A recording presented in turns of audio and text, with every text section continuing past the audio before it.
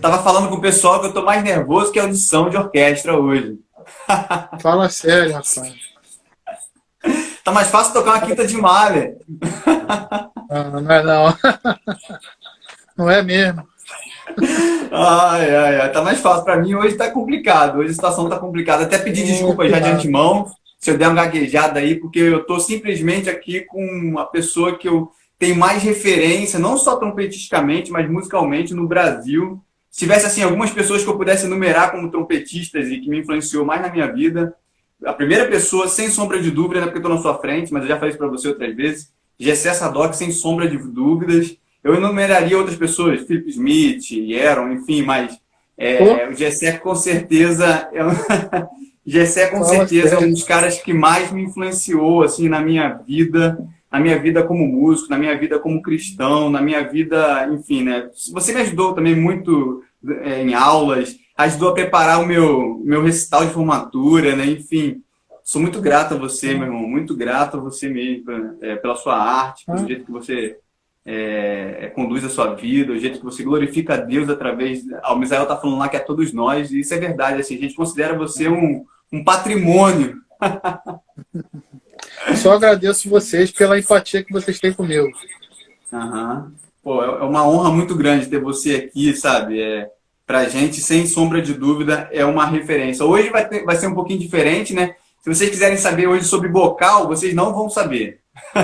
Qual bocal o Gessé usa? Hoje o papo não é esse, mas tem uma galera que está fazendo um trabalho incrível, que é o pessoal lá da A Trompetada, que entrevistou o Gessé recentemente, meu amigo Alan lá de São Paulo, Lacerda, enfim, o pessoal lá, o Joelso, tem realizado um trabalho incrível. Hoje eles entrevistaram o Garbo, né? E assim, o Alan acabou de entrar ali, ó, um Nacional. trabalho incrível. Então, se vocês quiserem saber tudo sobre trompete na parte prática mesmo, vai lá na live que o Gessé deu pro Alan, o pessoal da trompetada, que realmente foi fantástico, um material assim muito bacana. Parabéns, Alan, todo mundo que está envolvido nesse projeto assim a nível internacional mesmo, muito legal. Gessé, poxa, cara, que honra, Fala. muita honra minha ter você, cara, muita Honra honra. minha. Bom, para começar, cara, assim, você é referência para todos nós, né? Como eu já falei. Eu queria que você contasse um pouquinho da sua história, cara. Assim, como é que você começou a estudar música? Como é que. Só para um parênteses, né? Eu estava conversando com o Lacerda quando ele começou a me perguntar sobre algumas coisas sobre você. Aí eu falei com ele assim, rapaz, o Gessé com 12 anos já estava na USB, já tinha tocado para o Marsalis. Aí eu falei assim, talvez seja nós daqui a, sei lá, 15 anos. Ele falou assim, se daqui a 15 anos eu te tocar para o Marsalis e tiver na USB, eu tô bem. Ah, que isso. Então, sua vida é muito precoce, né? Se você pudesse contar um pouquinho pra gente aí como é que iniciou seus estudos, enfim. Uhum. Pô, a coisa da música, ela tem a ver diretamente com meu pai, né? Que, Uhum. que é músico, né? Que foi músico do Teatro Municipal há 25 anos.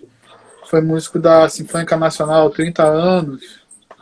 E foi muito ativo também como músico de estúdio, gravação, show. Ele fez bastante show, mas com gravação ele trabalhou bem mais, né? Na época que ele estava mais Uhum. ativo, assim. Uhum. Então, eu nasci num ambiente muito cheio de música dentro de casa. Né? O meu pai sempre foi um cara que vibrou muito com o trabalho dele, com a atividade dele, sempre foi um cara muito dedicado. Uhum.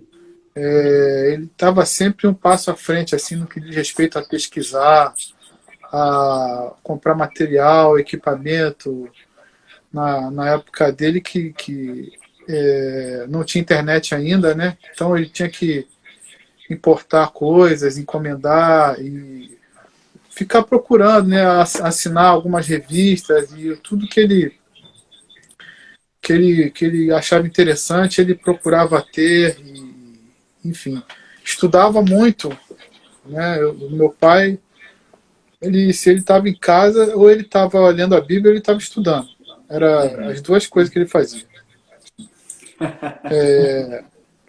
Então ele estudava o dia inteiro também, né? Ele separava um tempo de ler a Bíblia e tal, e aí estudava, parava para almoçar, né, esse dia que ele estava em casa, né? E depois estudava de novo e ia estudando, ia até 10 horas da noite, e estudava o dia inteiro, entendeu? E estava sempre ouvindo música também.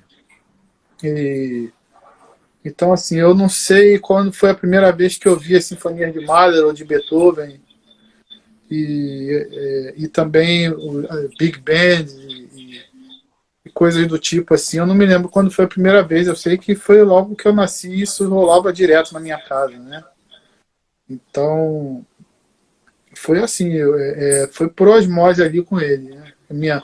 Meu envolvimento com a música. Uhum. Entendeu? Não tem bem você não sabe bem dizer um início, né? Porque a música sempre esteve envolvida tanto na sua casa como na sua família, no É, seu pai. Então é bem é, difícil determinar um start. Ah, esse dia ou aquela ou tinha é, tantos anos, porque a música. Eu estava conversando com a minha esposa sobre isso, né? Que a música na sua casa sempre foi muito presente. Então é meio que intrínseco à sua vida já, né? Isso é muito interessante. realmente Agora você eu falou. nasci em 95. Sim, você falou sobre o papel do seu pai, e é interessante porque o seu pai também realizou um papel muito interessante na igreja, né, como músico. Seja na igreja Uhum. Assembleia de Deus São Cristóvão, né, não sei se é a sua primeira igreja, enfim. Sim, Igreja em Benfica também, na DERJ, né, a DERJ, Igreja Assembleia de Deus isso. de Janeiro, agora no Recreio. E essa ideia, essa concepção de música na igreja, vendo seu pai fazendo esse trabalho, que foi sempre muito presente e tal, também interferiu no seu processo de aprendizado, influenciou? Totalmente, porque o que me incentivou a querer tocar foi a orquestra na igreja, né? Assim, a Uhum. princípio. Na verdade, porque eu comecei a estudar teoria musical com 8 anos. Eu e a minha irmã que é mais velha, ela é 3 anos mais nova que eu, mas eu tenho uma outra irmã que é 6 anos mais nova que eu. 8 anos, na verdade, mais nova que eu. Então a gente começou a estudar teoria musical no Vila Lobos, Escola de Música Vila Lobos, e foi mais ou menos depois de 1 ano, dois, meu pai começou meu pai fundou a orquestra na igreja, Uhum. que era tipo uma big band, que antes dele era tipo uma banda mesmo, de tocar dobrado e tal, mas Quando sinfônico. o maestro da banda, ele tinha saído para outro lugar, para outra igreja, ou saiu do Rio, uma coisa assim. Então a igreja ficou praticamente 1 ano sem um trabalho formatado de música instrumental na igreja. E quando a minha irmã mais nova nasceu, meu pai foi apresentá-la na igreja. Aí o pastor aproveitou e convidou ele para revitalizar a banda, mas aí meu pai falou: vou fazer um lance mais, tipo uma big band, mais jazzístico, assim, mais. E Uhum. aí foi aí que começou. Eu tinha uns 9 anos, talvez, aí. E aí eu comecei a tocar uns instrumentos de percussão na igreja. Né? Eu gostava de ir aos ensaios para assistir, aí daqui a pouco tinha uma clave lá, aqueles pauzinhos.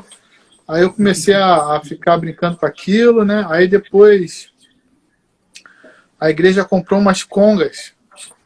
E aí eu fiquei brincando com as congas na orquestra, né? Até o momento que eu, com 11 anos, achei que queria tocar trompete. Entendeu? E aí eu passei pro Bacana. trompete mesmo. Ba- É. Bacana, E na igreja bacana. tem tudo a ver com o meu começo. Pô, que legal, que legal. E assim, todo mundo conhece o Gessé Sadoc, que toca com Djavan, Versilo, com Edmota, enfim, né? O Gessé é artista, né? E esse Gessé com certeza não está separado do Gessé servo de Deus. Dentro dessa ideia, como você enxerga, Gessé, a ideia da música do culto, assim, a música no culto? Como é que você enxerga isso? Bom, eu acho que a música no culto ela é um veículo de conexão a Deus, né?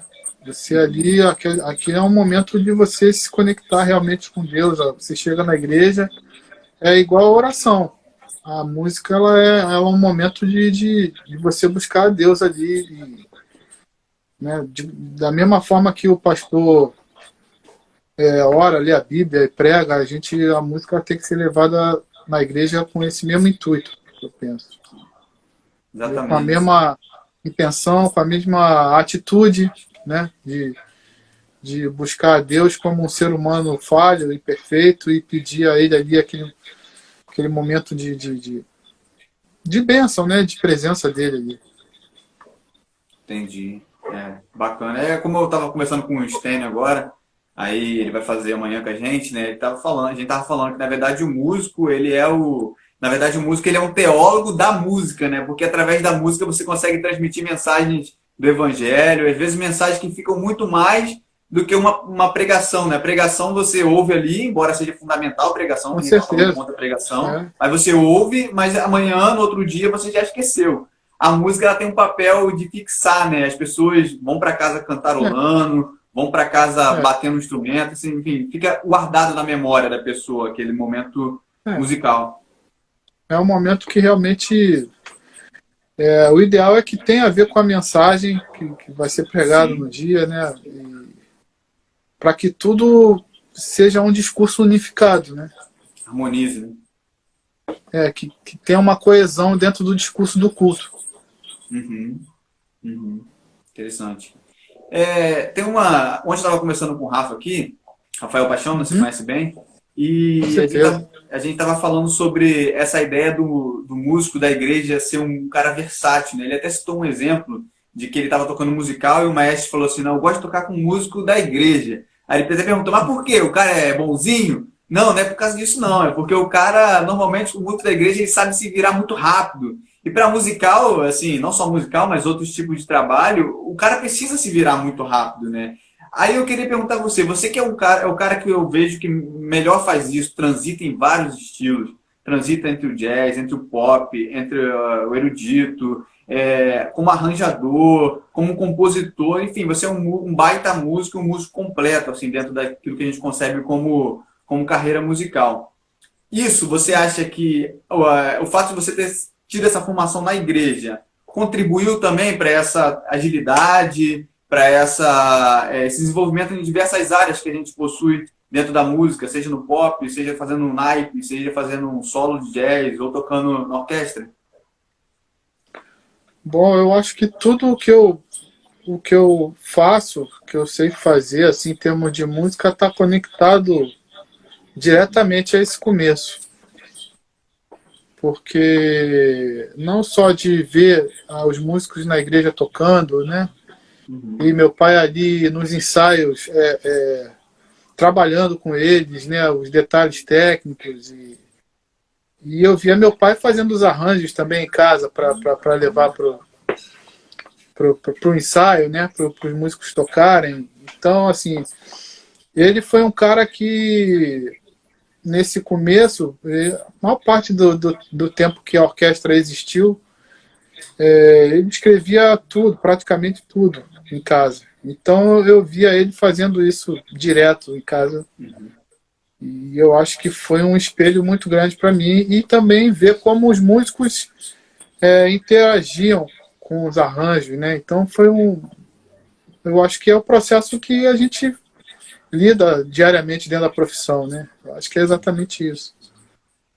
Sim, mas essa ideia de você estar adaptado a vários ambientes de maneira rápida, né? De maneira que você consegue se adaptar rápido, isso também vem do conceito da música na igreja, né? Porque a música na igreja nem sempre, na verdade, quase nunca ela é organizada ao ponto de sair tudo como o script coordenou, né? Às vezes Ah, você precisa transpor, às vezes você precisa fazer um solo na hora que não estava prescrito, ou o maestro muda a música na hora. Então, justamente esse jogo que eu estou falando que te deixa para o ah, mercado, né, de forma mais cognitiva, mais rápida. Você consegue perceber melhor isso e atender de forma mais pronta. Eu acho que esse é o ponto que eu estou querendo tocar contigo. principalmente eu acho que na Assembleia de Deus, por exemplo, na minha igreja, Uhum. culto de batismo, as pessoas se batizavam e a gente tinha que ficar tocando, né? Então, assim, a orquestra tocava a música e depois, toca aí um músico de sopro com a base, toca um hino. Aí a gente ia cada hora fazendo, né, cada um tocava um negócio e aí o irmão que cantava ia lá, cantava um negócio e aí o pessoal já pegava o tom rapidinho, já acompanhava ele. Eu admirava muito os músicos da seção rítmica da base na minha igreja, porque eles realmente eram muito rápidos nisso aí, cara. Uhum. Eles pegavam rapidinho o tom e música. Eu ficava assim, surpreso que eles conseguiam acompanhar a música que eles não conheciam, né? Tem uns meninos lá, eu vou falar até deles, o Denilson tocava baixo, o Jadir, o Moisés Galdino, que tocava guitarra. Eles realmente, eu não sei se era a prática de tocar ali na igreja, porque a gente também estava na igreja quase todo dia, né? E para ficar tocando junto à noite, assim, por exemplo. E aí aquele pessoal realmente ouvia uma melodia e já sabia para onde a harmonia ia. Então, assim, era normal. Isso tanto lá no batismo, culto de oração também, né, cara? O pastor do culto de oração puxa o hino lá, não sei de onde, que nunca ouvi, e o pessoal sai tocando, né? Eu acho que esse lado de ser rápido em responder, com certeza existe. Isso, né?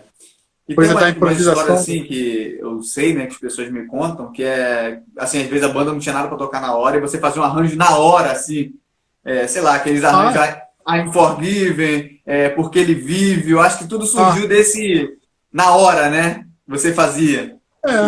Eu acho que como a coisa era muito espontânea ali, e eu tinha uma certa porque as pessoas realmente me davam crédito, assim, talvez por ser filho do maestro da banda, da orquestra, ou talvez por eu também já tinha me tornado músico profissional e tal, o pessoal me dava um crédito, então eu me sentia à vontade, assim, para fazer essas coisas, né? E as coisas... E era um ambiente muito leve, né? Assim, então, eu acho que fica mais fácil para você ser espontâneo, né? Entendi. E os arranjos, gente, são sensacionais, assim, não é arranjo mais ou menos.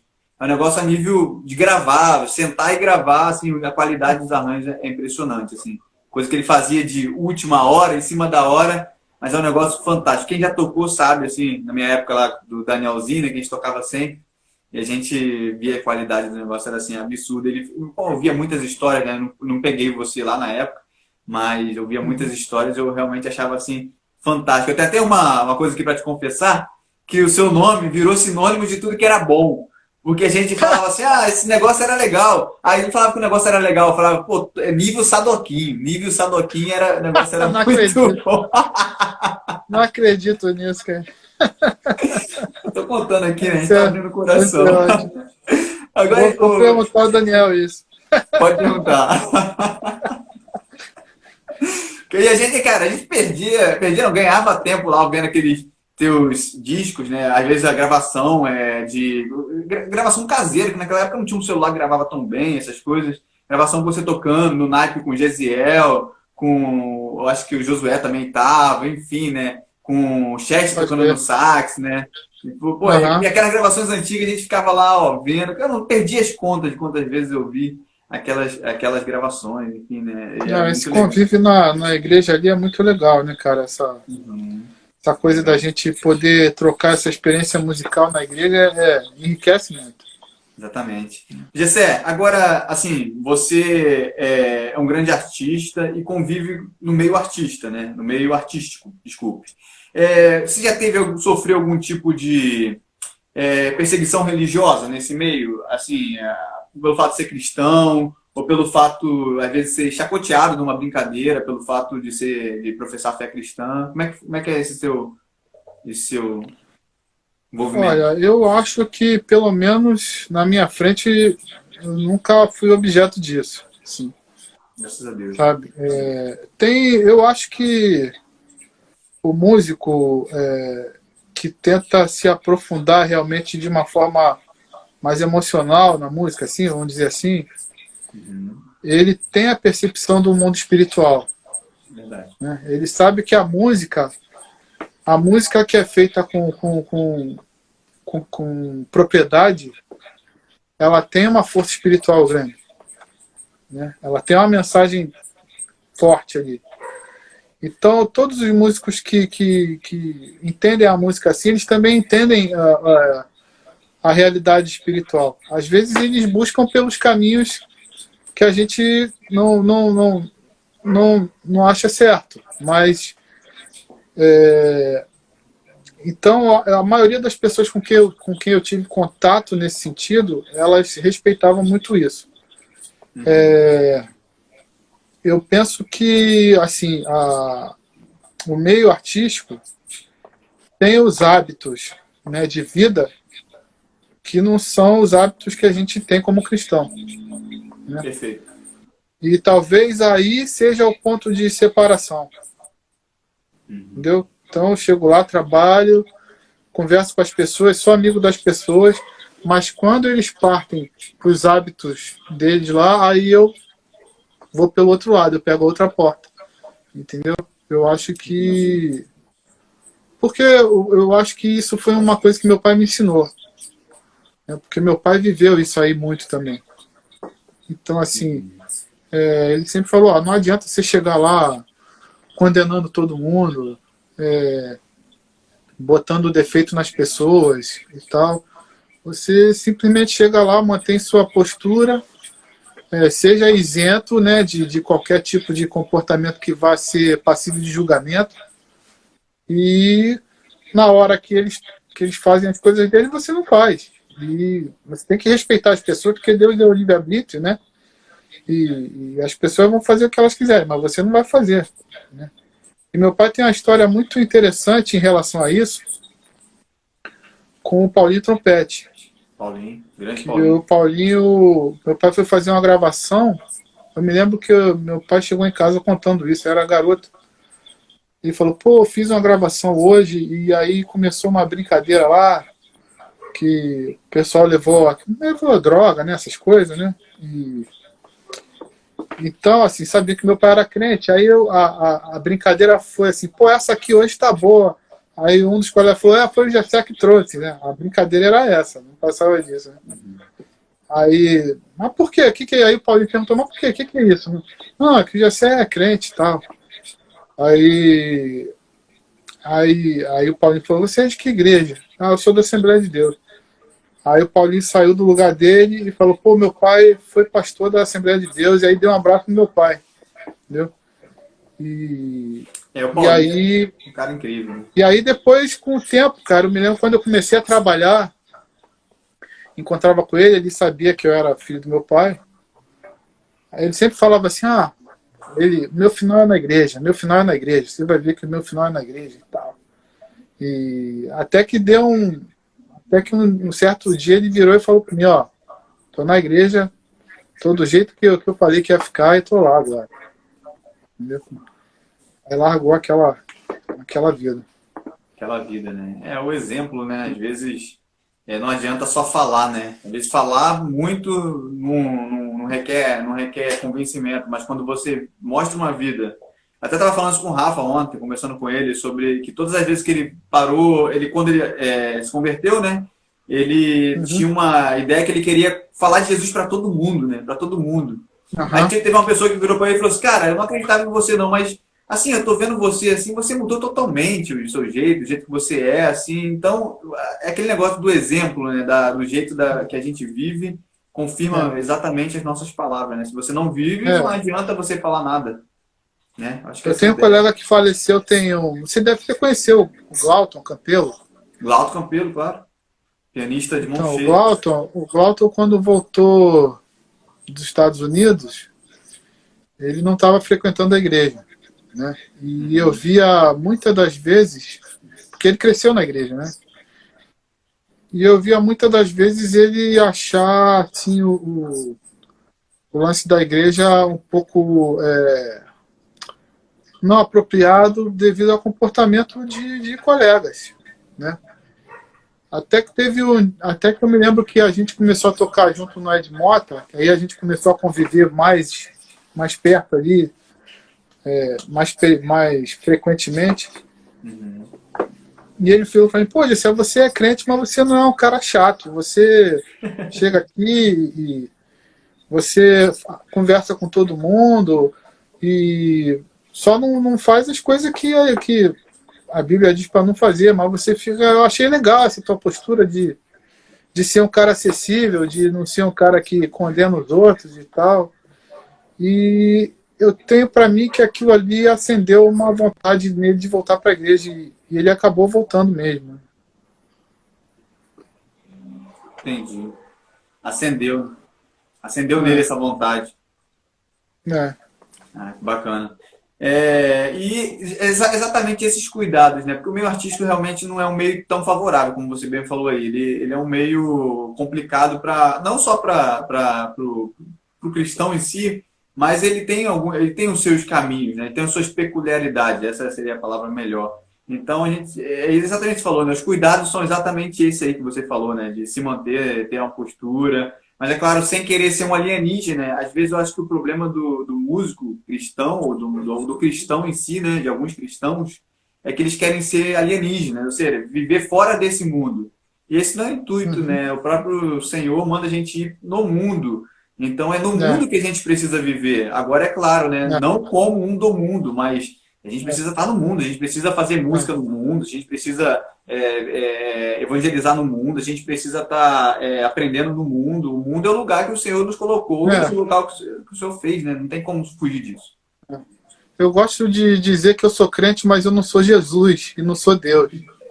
Então, assim, eu não posso julgar ninguém, eu só posso tentar mostrar, ó, tem esse caminho aqui. Entendeu? Mas eu não posso julgar a pessoa. A Bíblia é bem clara que fala que a parte de convencer o homem do pecado, da justiça e do juízo pertence ao Espírito Santo do Senhor. A nossa é somente pregar o Evangelho. Então, deixa a tarefa para quem é da tarefa. A nossa tarefa é pregar e ponto, acabou. Deixa o restante quem faz é o Senhor, né? Agora, o Gessé, tem uma pergunta que eu achei muito interessante, né? Que com relação a se você teve que dizer não para algum trabalho para manter a sua fé, sabe? Em algum momento você teve que dizer não, assim, para algum tipo de trabalho? Olha, teve um caso de um trabalho assim que não foi largar o trabalho, mas eu estava ensaiando um show e aí tinha uma música que tinha uma letra que falava de um lance religioso, de outra parada. E aí tinha um refrão que o artista falou assim, pô, você canta junto com a gente aí? Esse refrão.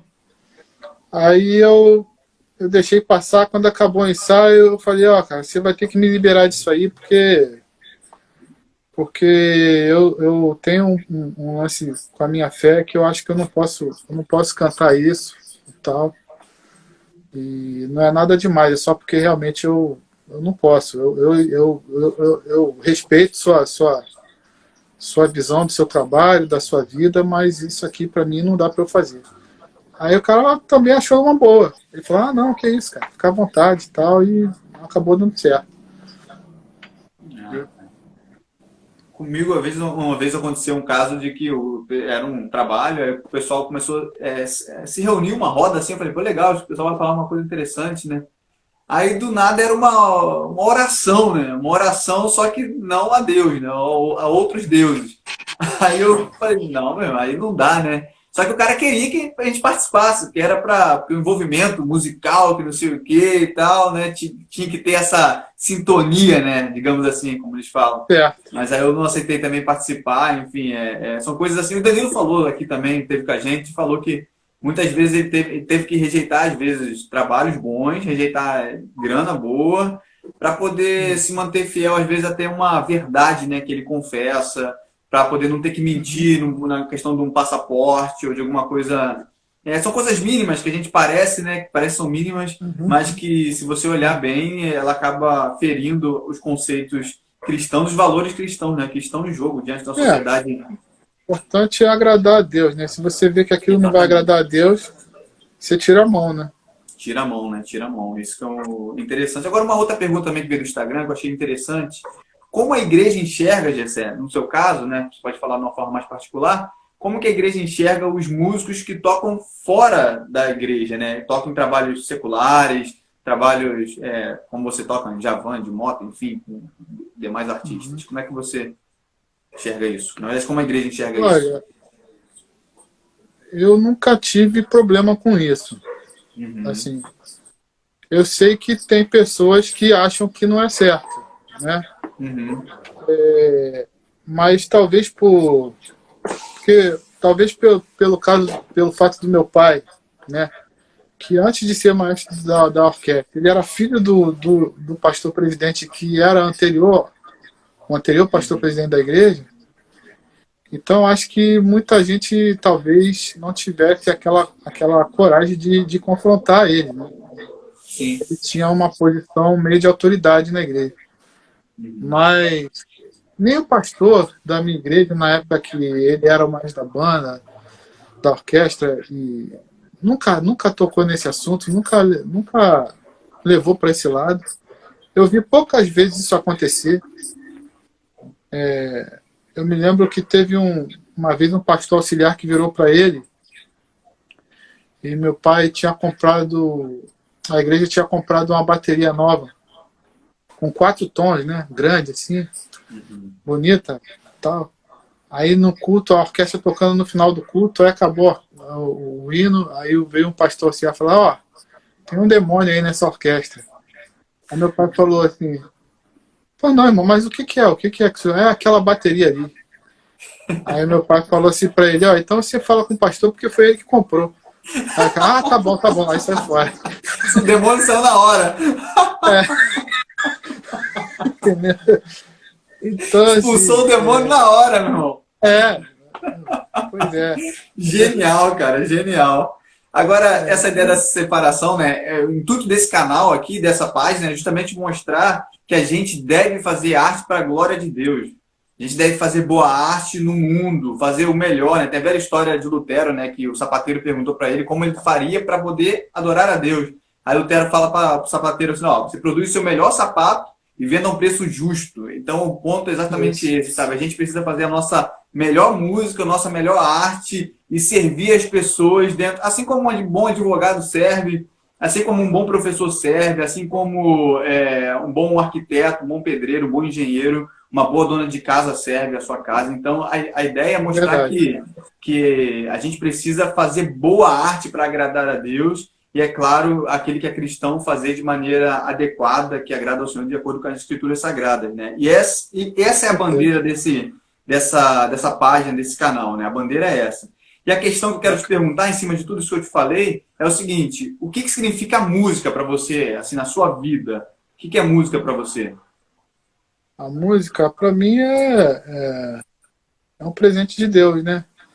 Eu acho que toda pessoa que recebe uma tarefa para fazer, né, e, e aquilo vira o seu meio de ganhar a vida, de interagir com o mundo, né? Você vira uma extensão de você.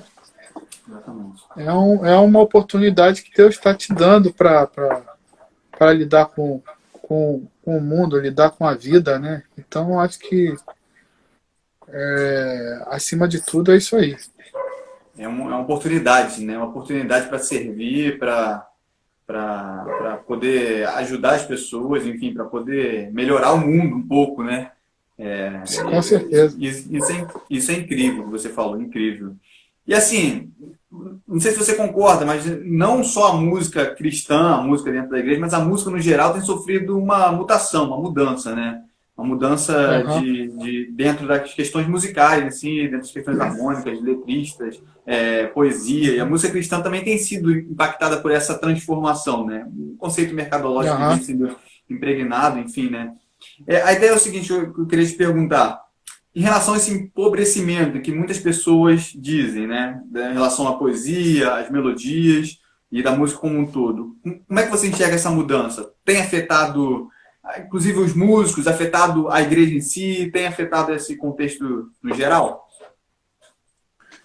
Eu acho que afeta. Eu acho Uhum. que afeta, porque é, tudo que é inerente ao culto tem que ser lidado com tem que se lidar com seriedade e com propriedade, com Sim, conhecimento, né? Então, eu acho que o pastor, que é um bom pastor, ele conhece a palavra com muita profundidade. E o músico, ele tem que conhecer a música com profundidade também, para trabalhar na igreja. O cara que vai ser, principalmente o cara que vai ser o maestro, que vai ser o cara que vai botar as coordenar. coisas para funcionar, né? Uhum.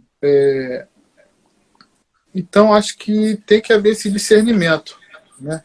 Eu acho que não só no que diz respeito assim ao conhecimento técnico, mas também ao que os signos musicais querem dizer, né, dentro do ambiente da nossa sociedade, né, para que o culto ele seja um culto que não traga elementos que são nocivos para o ambiente do culto mesmo. Né? Eu acho que essa coisa da pobreza do discurso, né, da literatura e da música, ela é um sintoma da sociedade como um todo. Como um todo, né? E o pastor, né, e por consequência o levita, que é subordinado ao pastor, eles têm que ter essa consciência, né? E trazer o melhor possível em termos de conhecimento para dentro do trabalho, tanto na música quanto no ensinamento da palavra. Exatamente, né? Tem que ter, a igreja deveria ter essa consciência, né? De não receber tudo aquilo que o mercado oferece a ponto de jogar fora toda uma cultura musical boa que a igreja já colaborou, né? Você vê grandes artistas aí, Grupo Logos, enfim, poderia citar um monte de artistas assim que trabalharam poeticamente, João Alexandre, poderia falar do Estênio Márcio, que vai estar aqui a gente aqui amanhã, pessoas que trabalharam poeticamente, trabalharam musicalmente, e você é um desses caras, né, que contribuiu nessa parte artística da música cristã em si, e a igreja receber isso sem um pré-julgamento, né, assim, falar, não, isso é bom, isso não, isso não é legal. Receber isso como ok, né, acaba ferindo a questão de que a igreja precisa de ver as coisas diferentes do mundo, né? Não sei se você compreende dessa Sim, forma. claro, isso faz parte, né? Isso tem que estar no pacote. Tem que estar no pacote. Até o Leonon fez uma pergunta aí agora nos comentários que eu achei interessante. Tem como a igreja colaborar nesse processo? Eu te perdi um pouquinho, Mike. Ah, Você pode repetir a desculpa. pergunta? Não, o Leonan perguntou se a igreja pode ajudar e como deveria ajudar nesse processo de profissionalização do músico, né? Ah, com certeza, né? Eu acho que da mesma forma que existem os seminários, né, para pastor, deveria haver um curso assim voltado para música e que encaminhasse o músico para uma formação musical formal, né? Exatamente. Assim, e que, Exatamente. e que, e que esse seminário musical ele tivesse algumas diretrizes, né? E desse ferramentas para o músico lidar com o culto, né? Exatamente. Na verdade, Jessé, assim, eu estou um pouco nesse ambiente de seminários, né? A única igreja que possui um seminário específico para músicos ou para líderes de louvor é a Igreja Batista, que possui esse tipo de formação, né? Que é a formação Sim. deles de ministro de louvor. Agora, os outros seminários, nem os pastores possuem formação musical. Você não tem que ter uma formação musical abrangente, não é isso, ser um profissional da música. Mas tem que conhecer alguns pontos para que eles possam coordenar a música nas suas igrejas, né? Então, você ter pastores hoje totalmente desconhecedores da área musical acaba possibilitando que as igrejas recebam todo tipo de música sem pré-julgamento. Ah, isso aqui é legal, isso aqui não é. Não estou falando nem teológico, não. Estou falando da questão musical mesmo, artística. Harmonia, Aham. ritmo, melodia boa. coisa coesa. Então, se vocês, os pastores, não têm essa condição de julgar, fica difícil, né? Aham. Deles controlarem, né? Eu acho que como pastor tem que conhecer do Gênesis ao Apocalipse, Uhum. acho que o músico tem que conhecer a música do Gênesis ao Apocalipse, entendeu? Exatamente. Assim, ele tem que ter todas as ferramentas para ele poder formular, né, um objeto musical que seja apropriado. Exatamente. Que seja adequado ao seu discurso, né? Né? O Gessé também tem uma ideia que eu achei interessante, que é, assim, por que você diria, né, que o cara que serve a Deus através da música na igreja deveria levar a sério esse trabalho? Isso também é comum na nossa igreja. A gente vê muitos músicos, eu estou falando de um lado, agora eu vou falar do outro, do lado dos músicos, né, que não levam a sério Uhum. o trabalho musical na igreja, com total comprometimento artístico, comprometimento Uhum. de estudar as músicas que vão ser tocadas, Uhum. comprometimento de fazer aquilo de uma forma profissional. Não profissional de uma forma de dinheiro, mas no cuidado e no apreço, no afinco que faria qualquer trabalho que fosse pago lá fora. Como é que você vê essa questão? Assim, como é que o músico pode se preparar artisticamente para o culto? Bom, eu acho que além de estudar, né, o máximo que ele puder, assim, além do repertório que ele vai tocar na igreja, Uhum. né, ele poder ter realmente conhecimento do máximo de material musical possível, né, que vai dar a ele mais condição de interpretar, né, de lidar com o material. E eu penso que, assim, o cara porque realmente na igreja eu via isso com os músicos mais jovens às vezes, né? Os músicos mais velhos eles eram mais aplicados, pelo menos na época que tinha orquestra na igreja e tal, assim. Até porque a pessoa mais madura ela tem noção, né, das limitações, né? Então ela procura, Exatamente. quando ela se dispõe a fazer um trabalho, ela se dispõe assim a dar o melhor dela ali, né? Então eu acho que como tudo que a gente fizer na vida, né, e aí principalmente na igreja, a gente tem que tentar dar o nosso melhor. Exatamente, né? E na verdade é aquela velha história, né? Tinha. O pessoal da mais antiga lembra disso, né? A pessoa ia subir para cantar. Na igreja Assembleia tem muito essa ideia de oportunidade, então a pessoa recebia a oportunidade para louvar a Deus ou para tocar uma música. Ela assim, não, ó, hoje eu não estudei, eu tô com a voz rouca, tô sem boca, tô sem isso, mas é para Deus. Pô, era É, pro cara. O cara usar uma frase dessa é para Deus, era para ele ter muito juízo assim, na cabeça, né? Como se Deus recebesse é, qualquer coisa, né? E esse não é o caso, né? Muito pelo contrário, para Deus é que tem que ser exatamente o melhor, né? Embora na nossa vida não é, haja essa distinção, porque quando você está tocando o Djavan, você também está fazendo aquilo para Deus, né? A Bíblia fala que quer comais, quer bebais, façais tudo para a glória de Deus. Se coisas é simples isso como aí. comer e beber, a gente está fazendo para a glória de Deus, imagina aquilo que dá o sustento da nossa casa, né? Então, tudo tem que ser bem feito, não pode ter essa distinção. Não, na igreja eu vou fazer de qualquer jeito, porque lá não ganho uma grana, ou não faço isso e tal. É o contrário, né? Os trabalhos voluntários, até o Rafa estava falando aqui antes, os trabalhos voluntários, eles nos moldam a ponto da gente saber aquele princípio de dar sem esperar receber em troca, né?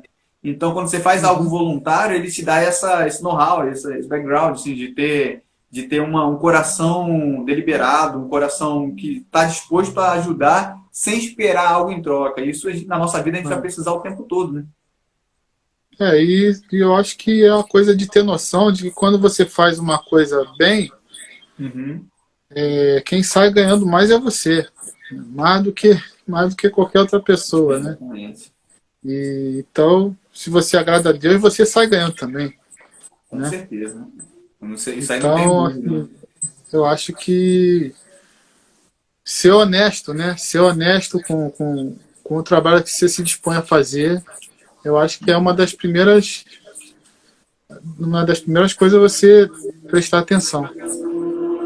E para o cara que é trompetista, né? E agora creio que você vai corroborar com essa opinião e está querendo corrigir coisas técnicas do instrumento.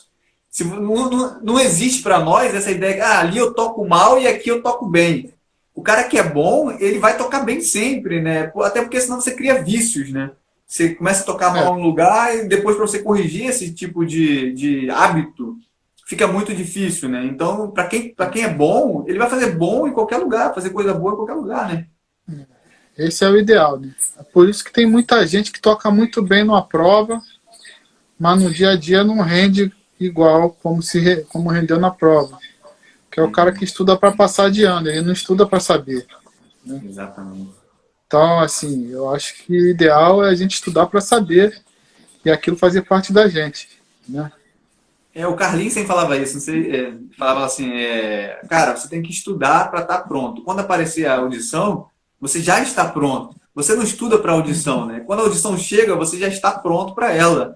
Então, Ah, são coisas que mais ou menos fica para a vida, né? Mais ou menos você está dizendo, né? exatamente. É, porque, assim, a vida com Deus ela serve para todos os aspectos da vida, né? Eu Exatamente. acho que não tem como desvencilhar uma coisa da outra, né? Não tem como desvencilhar, né? Perfeito. Não. Jessé, a gente está encerrando o nosso bate-papo aqui, uma conversa super agradável, assim, você tem muito a somar e foi muito bacana conversar com você. Antes de terminar, eu queria só que você desse uma questão, assim, que eu acho que vai ser muito interessante. Que você desse Aham. um conselho a um jovem que está iniciando seus estudos musicais na igreja e pensando em se profissionalizar como músico, né? A gente encontra muito isso hoje. Aham. Qual é o caminho que ele deve seguir? O que, que ele deve fazer para ter uma carreira Desculpa eu estar olhando bacana? para o lado aqui. Oi? Tô vendo que você mandou as perguntas, eu estou dando uma olhada aqui. Bom, É que na hora eu faço tudo é, fora assim de ordem, eu dou dou uma improvisada na harmonia. não, tá certo. Não, o que eu falei, assim, o que eu acho é que o importante é você procurar um caminho Uhum. de falando de entrar no meio, entrar quando você entra na escola secular, né, de música, porque eu acho que você tem que fazer, né? Se você quer se dispor a ser músico, mesmo dentro da igreja, você tem que procurar ser um músico que saiba o que está fazendo, né? E não um cara que ali está ali meio sem ter noção, né? E, então acho que o cara vai ter que entrar numa escola, vai ter que aprender, vai ter que, né, buscar essa formação. E eu acho que o importante é fazer sempre o melhor possível, com a maior honestidade, né? E tentar não desagradar a Deus. Se você não desagradar a Deus, tá tudo certo, entendeu? Exatamente. Quer dizer, ser honesto também é uma coisa que agrada a Deus, né? Com a sua profissão, ou com o seu a fazer. Se você está fazendo aquilo direito, né? Praticando, estudando, fazendo tudo, então acho que Deus se agrada porque Ele te deu aquela oportunidade, né? Aquela coisa do talento que foi distribuído, né? Então teve os caras que fizeram o talento crescer e o outro que enterrou, né? A parábola de Jesus lá. Então acho Exatamente. que é sempre fazer o melhor, sempre tentar crescer o mais possível. A ideia seria saia da igreja sem a igreja sair de você, né? Saia da igreja no sentido de você É, ir buscar informação, buscar bons professores, buscar ouvir outros estilos musicais, buscar ouvir uhum. outras áreas, estar envolvido com o mundo, estar envolvido com o meio musical, mas a igreja não pode Uhum. sair de dentro de você, do seu coração, É, a né? igreja é a gente, né? A igreja não é o prédio, Exatamente. né? É, Nós esse, somos a igreja. Então eu acho que você vai ser a igreja onde você estiver, né? exatamente. Exatamente. E esse é o conselho, né? Assim, saia, vai buscar, mas esteja antenado, porque assim como qualquer área da vida, ela é perigosa, né? Se a gente buscar querer ser mais daquilo que a gente é, na verdade, né? Isso eu vejo muito em você, assim, você é um cara excepcional, não preciso nem de comentar.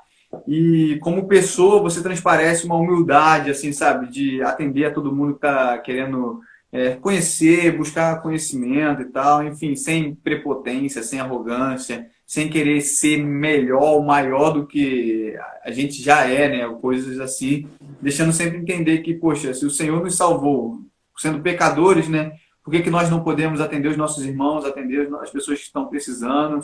Isso a gente vê às vezes, né? Um cara, porque tem um tipo de nome, um tipo de nome no meio do mercado, no meio no meio da música, acaba se desfazendo de pessoas pelo simples fato de não ser do mesmo nível, ou assim, né? Desse ponto de vista. E isso a gente não vê em você, vê totalmente ao contrário. Todos os professores bons que eu tive, assim, todos os caras que realmente conseguiam transmitir alguma coisa para mim como aluno, eu acho que eles sempre buscaram o caminho da humildade, sabe? Sempre buscaram o caminho da aproximação, da empatia, entendeu? Todos eles deixaram claro que o caminho é árduo, assim, de você aprender a tocar bem, né? Mas eles falam, ó, você vai ralar, mas você vai chegar num ponto legal, em algum momento as coisas vão funcionar, né? Mas ele nunca deixaram assim, porque eu já nasci com isso, eu sou um santo, eu sou um cara que nasceu já com isso. Um anjo. Todos eles falam, não, isso aqui é assim, se eu não estudar assim, amanhã não vai sair, entendeu? Sempre assim, ouvi desses caras, então eu acho que foi o jeito que eu achei que é o mais certo de agir, assim. Pô, cara, muito obrigado, cara. Muito obrigado por essa oportunidade de estar conversando com você, saber um pouco da sua história, saber um pouco como você pensa a música, saber um pouco como você pensa a arte como um todo, né? E como você coloca isso, o principal, a serviço do reino de Deus, quer seja dentro da igreja, quer ser no meio artístico, com o teu trabalho excepcional que você faz, não somente tocando trompete, mas arranjando, enfim, cara, pra gente aqui foi uma alegria muito grande receber você e espero que esteja tudo bem com você e com sua família, com todo Igualmente mundo. aí. For his truth to triumph through